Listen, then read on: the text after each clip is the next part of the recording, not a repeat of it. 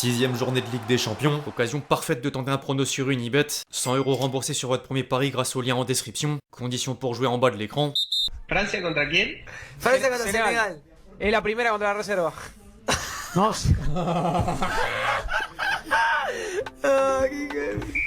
L'équipe, j'espère que vous allez bien aujourd'hui. Nouveau Actu Foot. Après la déclat douteuse de Scaloni autour de la bande Agüero, né dans une séquence limite par rapport à la diversité en équipe de France, un dérapage de plus au palmarès des Argentins. En parlant des Bleus, on est désormais fixé sur le calendrier de la Coupe du Monde 2026. Les hommes de Deschamps vont affronter le Sénégal de Mané le jeudi 16 juin 21h au MetLife Stadium à New York. Le vainqueur du barrage intercontinental voie 2 mercredi 22 juin 23h au Lincoln Financial Field à Philadelphie. Et la Norvège d'Haaland le dimanche 26 juin 21h au Gillette Stadium à Boston. La sélection tricolore devrait jouer toute la compétition aux États-Unis. Il est d'ailleurs possible d'avoir un choc face à l'Allemagne dès les huitièmes de finale si les deux équipes terminent premières de leur groupe. Au passage, en attendant le coup d'envoi du mondial, l'équipe de France a prévu 2 tests majeurs contre le Brésil et la Colombie les 26 et 29 mars prochains. Bref, on va sans plus tarder rentrer dans le vif du sujet, mais juste avant les amis, je vous demande un service, le même que d'habitude, à savoir évidemment lâcher votre plus beau like. Vous connaissez le refrain, très important pour le référencement. Merci vraiment à tous ceux qui le feront, vous êtes les boss.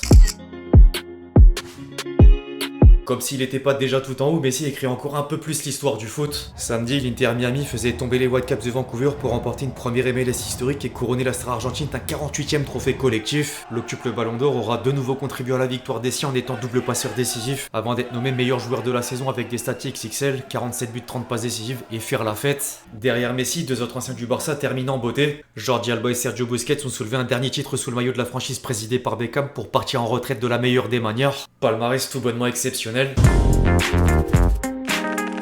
Une semaine plus tard, Lens est toujours en tête de la Ligue 1. Les 100 et or sont allés gagner sur la pelouse de Nantes pour rester sur leur nuage devant Paris au terme de la 15e journée. Par contre, le PSG est encore au contact. Les Rouges et Bleus ont écrasé Rennes avec la marque 4 de Kvaratskhelia à hauteur d'un doublé, sans oublier les buts de Mayoulou, Mbaye et Gonzalo Ramos. Le club de la capitale vient d'enregistrer un 16e buteur différent depuis le début de saison, record au niveau européen. A noter que Safonov s'est également démarqué en l'absence de Chevalier. Du coup, Lens et Paris sont désormais au coude à coude en plus de creuser l'écart sur les poursuivants, dont Marseille, Monaco, Lyon et Strasbourg, respectivement battus par Lille, Brest, Lorient et Toulouse. De quoi dominer le 11 type de l'équipe à l'image de Thauvin, de nouveaux buteurs et présent à une 3e reprise. En dehors du haut de tableau, Nice est en chute libre dans la crise. Le Gym s'est incliné en réception d'Angers, 7e défaite consécutive toute compétition confondue, 15e au coup d'envoi de l'exercice. Personne fait pire à l'échelle européenne, c'est le chaos dans les deux sens du terme et rien de rassurant avant le prochain match en déplacement chez l'actuel premier du championnat de France. En parallèle, les 4 autres championnats majeurs ont également livré pas mal d'enseignements. En Bundesliga, le Bayern n'a fait qu'une bouchée de Stuttgart, 5-0, triplé d'Harry Kane, meilleur buteur de la saison, et 8 points d'avance sur le dauphin Leipzig. Leverkusen a quant à lui enregistré une 2e défaite consécutive sur la pelouse d'Augsbourg. En Serie A, Naples s'est offert la Juventus grâce à un doublé de jaune pour rester aux commandes, mais l'Inter n'a qu'une longueur de retard après avoir battu comme Leverkusen en Bundesliga précédemment, la Roma a subi une 2e défaite de rang sur la pelouse de Cagliari. En Premier League, c'est le leader Arsenal qui fait la mauvaise opération. Surpris par Aston Villa dans le temps additionnel, les Gunners ont permis à Manchester City de revenir à 2 points. Les Citizens seront même parvenus à mettre la manière par l'intermédiaire de Cherki, double passeur décisif, dont la dernière en coup du foulard. Interrogé sur le fait de jeu en conférence de presse, Guardiola faisait une comparaison avec Messi. Il est le meilleur joueur de tous les temps, mais jamais il n'avait fait de centre pareil, parlant de celui de l'ancien lyonnais. Derrière, Liverpool est retombé dans ses travers avec une polémique en prime. Les Reds sont passés d'un avantage au score de 2-0, doublé d'Ekitike en 2 minutes, à 3 partout sur la pelouse de Leeds. 2e match nul de suite. La particularité du match, c'est qu'Arne Slot avait mis Mo Salah sur le banc sans le faire entrer en jeu. Choix que la star égyptienne a vite contesté en zone mixte. J'ai l'impression que le club m'a trahi, c'est inacceptable. J'avais de bonnes relations avec Arne Slot, du jour au lendemain nous n'avons plus aucune relation. Je sais pas pourquoi, j'ai l'impression que quelqu'un ne veut pas de moi dans le club. J'ai tellement fait pour ce club, j'ai pas besoin de me battre tous les jours pour ma place car je l'ai mérité. Je suis pas plus important que quiconque. Je serai à Anfield pour dire au revoir avant de partir à la CAN. J'ai dit à mes parents de venir au match, on sait pas ce qui peut se passer. Je sais pas si je vais jouer ou non, mais je vais profiter. Je me dis que je vais savourer ce match car je sais pas ce qui va se passer ensuite. La déclaration sonne un peu comme le sous-entendu d'un départ. En tout cas, la presse anglaise n'a pas été tendre avec lui, au contraire. C'est une réaction égoïste et irrespectueuse. Salah a déclenché une guerre civile avec Arne Slot. Sa sortie est centrée sur lui-même et son ego blessé. Quant au respect qui selon Salah lui fait défaut, il s'agit d'un club qui a renouvelé son contrat cette année avec un salaire largement supérieur à celui qu'il avait jamais versé à aucun autre joueur. Liverpool l'a placé sur un trône au milieu d'Anfield avec une couronne sur la tête. On voit pas très bien en quoi ça revient à le jeter sous le bus. Entre temps, Liverpool aurait exigé des excuses de la part du joueur, excuses encore inexistantes, et certaines sources rapportent à présent qu'il a reçu comme sanction d'être exclu du groupe pour le prochain match en Ligue des Champions. Champions, le déplacement sur la pelouse de l'Inter demain. Affaire à suivre. Du côté de l'Espagne, il y a aussi un lot de polémique après le nouveau revers du Real Madrid. Tombeur du Betis avec Ferran Torres, triple buteur, le Barça avait provisoirement 4 points d'avance sur le rival en tête de la Liga avant d'être conforté par la défaite des Madrilènes en réception du Celta Vigo. 2 cartons rouges, une nouvelle prestation indigne et pourtant l'excuse de l'arbitrage. Il y aurait eu des tensions dans le vestiaire à l'issue du match. Certains ont critiqué l'arbitre, d'autres ont dit que c'était bidon pour éviter les problèmes de l'équipe et Xabi Alonso a pas du tout parlé aux joueurs. Aujourd'hui, plusieurs médias espagnols expliquent que le Real Madrid a tenu une réunion ce matin pour discuter de l'avenir de l'entraîneur espagnol. Le match contre Manchester City serait celui de la dernière chance pour inverser la tendance et les dirigeants madrilènes ont coché 2 noms pour lui succéder sur le banc de la Casablanca, Jürgen Klopp et Zidane. Le club merengue envisage même de permettre à Zizou d'être à la fois entraîneur et sélectionneur de l'équipe de France. Rendez-vous au prochain épisode.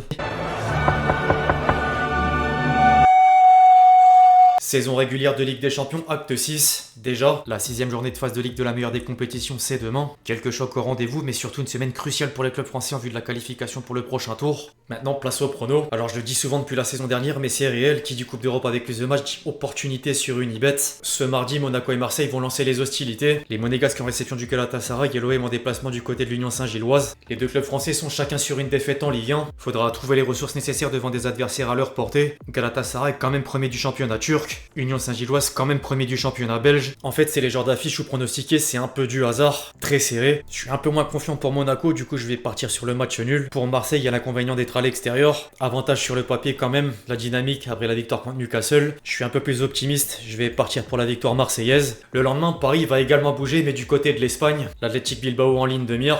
Là, pour le coup, il y a quasiment que des arguments penchant vers la victoire. D'abord vis-à-vis de la forme des Parisiens. Des absences, mais des remplaçants qui ont montré de belles choses. Preuve ce week-end. Et un truc en plus, le forfait d'Aymeric Laporte, sorti sur blessure face à l'Atlético Madrid. En gros, voilà, je fais pas de dessin, je penche pour la victoire parisienne. Si certains veulent me suivre, tentez un coup et pas seulement mettre un avis dans les commentaires, les amis, vous savez ce qu'il vous reste à faire. Rendez-vous sur Unibet. L'inscription via mon lien en description permet en plus d'obtenir le remboursement de votre premier pari. Exemple, une mise de 100 € sur le combiné du jour égale 1337 € dans la poche et si perdant, vous récupérez vos 100 € pour pouvoir rejouer ensuite. Disclaimer néanmoins, je rappelle que les jeux d'argent sont interdits aux mineurs. Jouer comporte des risques et ne misez que ce que vous êtes prêt à perdre. Le bandeau jaune, tu connais.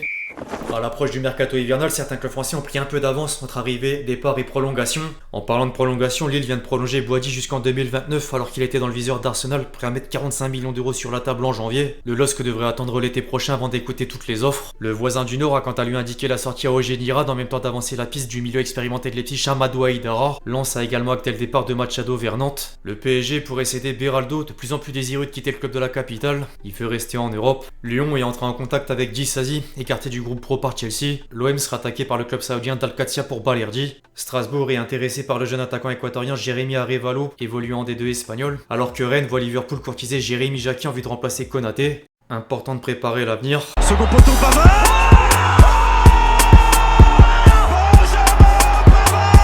Dernière séquence traditionnelle, la compile de buts. Que va-t-il inventer? Il revient sur son pied droit. Vara à l'intérieur de la surface de réparation. Ruben Dias, pourquoi pas la frappe lointaine. Ils ont eu une grosse batte d'égalisation. Que Safonov a été très bon. Il a éliminé Cherki une fois, 2 fois. Oh, le coup du foulard derrière. Mettre du côté droit. Et il frappe coup de pied. À Marseille face à Naïef Aguerd. Le centre de Carlen Farkus. Avec Marion Saragossa, la passe. Oh là là. Vida.